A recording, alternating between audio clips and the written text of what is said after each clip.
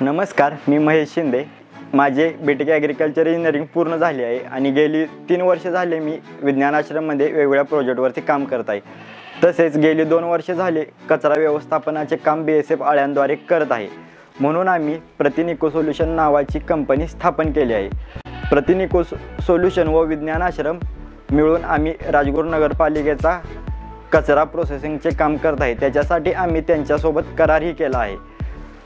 तसेच department of science and टेक्नॉलॉजीकडून या तंत्रज्ञान विकासासाठी व व्यावसायिक घडवण्यासाठी निधी आल्यामुळे आम्ही पुढील गोष्टींवरती काम करत आहोत। ब्लॅक सोल्जर फ्लाय आळ्या बनवण्यासाठी व तंत्रज्ञान विकासासाठी आम्ही पुढील गोष्टी बनवत आहोत, जसे की ब्रीडिंग चेंबर, कल्टिवेशन फार्म व लार्वा सेपरेटर। ब्रीडिंग चेंबर मुख्यत्वे माशीपासून अंडी मिळवण्याचे इन्क्युबेटर आहे, ज्याच्यामधून आपण माशीची अंडी मिळवतो व ती बाहेर काढून आपण हॅच करतो।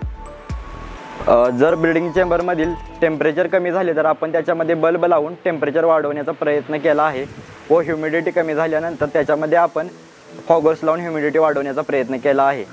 फॉगरचे होल पाण्यातील क्षारामुळे चॉक होऊ नये म्हणून आम्ही पाण्यामध्ये ऑक्झॅलिक ॲसिडची ट्रीटमेंट देऊन पाण्यातील क्षार खाली सेटल केले आहेत, जेणेकरून फॉगरचे होल चॉक होणार नाही। बाहेरील सूर्यप्रकाश आत घेण्यासाठी चेंबरच्या एका साईडला पॉलिकार्बोनेट शीट लावली आहे व दुसऱ्या साईडला आरसा लावून सूर्यप्रकाश आतमध्ये घेतलेला आहे। ब्रीडिंग फार्ममधून मिळालेल्या आळ्या वाढवण्यासाठी राजगुरुनगरमधील डम्पिंग यार्डवरील कल्टिवेशन फार्मची आम्ही मदत घेतो।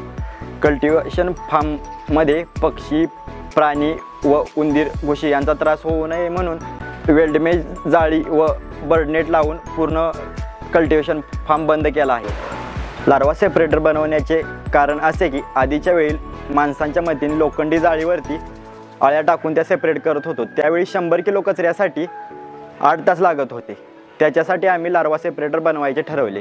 लार्वा सेपरेटर सेमी ऑटोमॅटिक आहे व त्याच्यामध्ये आपण 100 किलो कचरा 30 मिनिटांमध्ये पूर्ण आळ्या आपण सेपरेट करून घेतो। अशा प्रकारे आम्ही राजगुरू नगरपालिकेचा कचऱ्याचे व्यवस्थापन करत आहोत।